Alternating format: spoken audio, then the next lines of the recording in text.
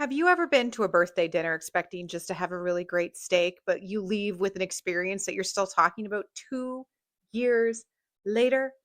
That was my experience dining at Fleming Steakhouse in Naples, Florida, and that is why they are the subject of our inaugural episode of People Pleaser.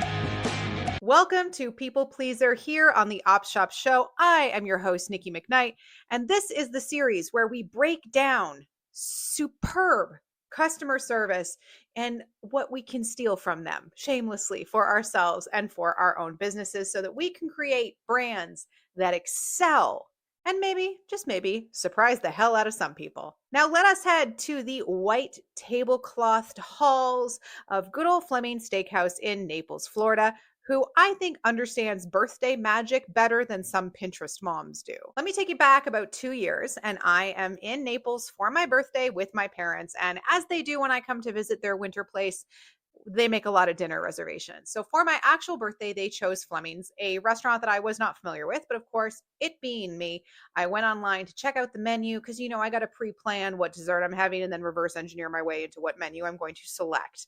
It looked like an upscale steakhouse. Great. I love a good steak. Um, when we arrived, the hostess asked, "What's the name?" "Oh, I see that you're celebrating a birthday. Who is celebrating their birthday?" And I raise my hand and go, "It's me. It's my birthday. I'm the specialist girl." They walked us through a beautiful dining room, white linen tablecloths, large wine fridge display, really cool. But it was when we got to within a few feet of our table that I realized something special was about to happen. On that table, you may ask? Birthday themed confetti. Yes, little plastic bits of confetti done in birthday cakes. And I immediately went, "Ooh, if you know me at all, you know I do love celebratory confetti." But it wasn't just the confetti. As I looked around the table and I looked at the tablecloth, I saw that one seat had a long stemmed rose and a silver envelope that said happy birthday on it. And when I opened it, I discovered it was a birthday card wishing me a happy birthday that had been signed by the entire staff. When our server came over, she verified again who was the celebratory birthday person. "Hello, it's me." And then they brought out a round of complimentary sparkling wine. And again, if you know me, in addition to celebratory confetti, I love celebratory sparkling wine. A few minutes later, the server came back, and in her hands, she had a Polaroid camera. And she had me, my parents, and all of our friends that were there for dinner with us kind of get up and pose for a group photo with this old school Polaroid. And then she came back 10 minutes later with it framed. I got a framed photo of my group on our birthday. It it wasn't the best quality. We're talking analog Polaroid, but who cares? It was a gift and it felt just so perfectly done. And of course, by the time we got to the dessert that I had pre-planned and strategized, it was a complimentary dessert with a candle in it. Everybody sang happy birthday. Classic. Yes. But how they did it elevated this whole experience beyond classic and into something special that, again, this was 2 years ago. I'm still talking about it. Their story in our family's festivities does not end there because fast forward to last year. It's my dad's birthday. I give him a call to wish him a happy birthday. And I say, "What are you planning tonight?" And they said, "Hey, we're going to Fleming's." I was like, "Oh, it's your turn for the birthday confetti." And he goes, "Probably not. With a group our size, we had to call the restaurant. We didn't use their online booking. And they didn't ask us if it was an occasion. So probably not, but we're old. We don't need that." Well, no sooner had I hung up the phone with dad than I called the restaurant and I said, "Hi, my dad is going to be coming in for his birthday reservation in about an hour. And I know he loves your espresso martinis because the last time I was there with him, he liked it so much he went up to the bartender on our way out and said, 'I just need to tell you, this is one of the best espresso martinis I've ever had in my entire life.'" So I said to the person who picked up the phone, "I know I probably can't afford whatever wine they're going to order, but I would like to send my dad an espresso martini. So can we please arrange that when he arrives and when the group is seated, you bring him an espresso martini and say it was from his daughter?" And they took care of the whole thing. It was great. Of course, I'm like waiting by my phone all day to be like, "Ooh, am I going to get a text message that says he liked it?" Well, hours later, I got a text message from my mother with a photo of a empty espresso martini glass. And it was just a note that said dad was so touched. And he may have teared up a little bit. So Mission stay the favorite child. I feel like I succeeded. So, sure, this is a nice story, but that's not all we do here on People Pleaser. Let's talk about why this was so cool and what can we learn from Fleming's example of amazing customer experience. The thing is, none of what they did by itself is rocket science. The the birthday flag is going to come from their reservation system. The confetti is preset. The rose and the birthday card, you can buy them in bulk, and the birthday cards, you can even have them printed with signatures already in them. I don't even know if the signatures were real people. It could have been one person with different handwriting. I don't know. And I didn't care. That Polaroid and the frame photo was easy prep, really quick turnaround, and of course, sparkling wine and the dessert, those are easily comped with the touch of a button in the server's POS system. These are all low lift actions, but together they orchestrate this feeling. It's the choreography that matters with all of this. And when you put all of those elements together, it became this amazing standout birthday experience for me. So, if I was the one designing a customer experience that was going to borrow from Fleming's playbook, what would I do? What would I steal from this? It would be layered intentionality. That sense of we saw you coming and we were ready. Also, that analog touch. I think we can all agree that in a world of being online and high tech and AI, that sometimes it's so nice to go retro and have something analog and tactile and physical. It's not about being flashy, it's about being felt. And now let's go into my People Pleaser Scorecard where I rate this brand, this business on 5 different points of people pleasing, AKA their ability to please me, the customer. Category number 1 is first impressions. And this is a 5 out of 5.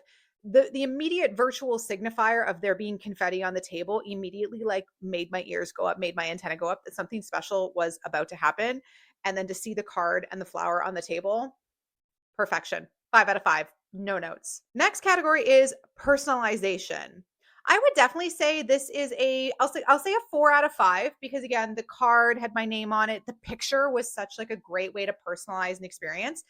The one thing that they may totally address this and I just didn't experience is what about food allergies or if someone doesn't drink or something like that. But honestly, probably nothing. But for safety, I'll give them a 4 out of 5. Now let's talk the next category, seamlessness. So how smooth was the whole experience?